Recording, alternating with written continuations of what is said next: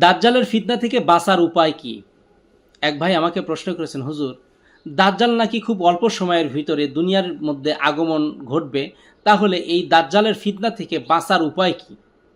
আসুন আমরা কোরআন ও হাদিস থেকে এ প্রসঙ্গে আলোচনা করি। এ ব্যাপারে আমি কোরআনুল কারীমের সূরা কাহাফের কথা উল্লেখ করতে চাই।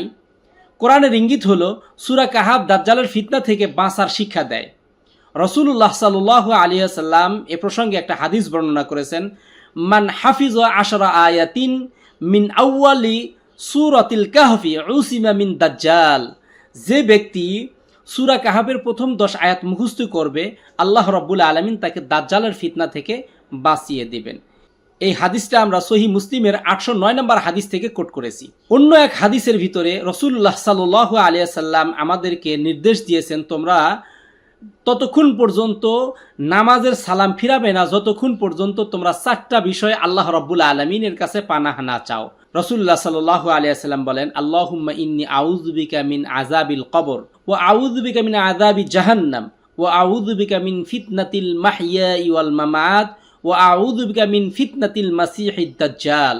এই 4টা বিষয় আল্লাহ রাব্বুল আলামিনের কাছে দোয়া করেই সালাম ফেরানোর নির্দেশ দিয়েছেন।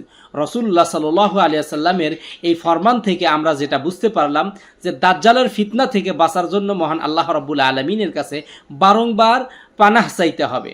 4টা বিষয়ের শেষ বিষয়টা হলো দাজ্জালের ফিতনা থেকে বাঁচার দোয়া। এখান থেকে আমরা মূল যেই শিক্ষা নিতে পারি সেটা হলো এই দাজ্জালের ফিতনা থেকে বাঁচার জন্য আমাদের ঈমান, আমল এবং আল্লাহর উপরে ভরসা রাখতে হবে। আমার ঈমান যদি মজবুত থাকে, আল্লাহর উপরে ভরসা যদি দৃঢ়, শক্ত, মজবুত হয়, আর আমার আমল যদি ঠিক থাকে, তাহলে অবশ্যই আল্লাহ রাব্বুল আলামিন আমাদেরকে এই দাজ্জালের ফিতনা থেকে বাঁচিয়ে দিবেন। আল্লাহ রাব্বুল আলামিন আমাদের সকলকেই এই দাজ্জালের ফিতনা তথা দুনিয়াবি সকল ফিতনা থেকে বাঁচার তৌফিক দান করেন। আমিন।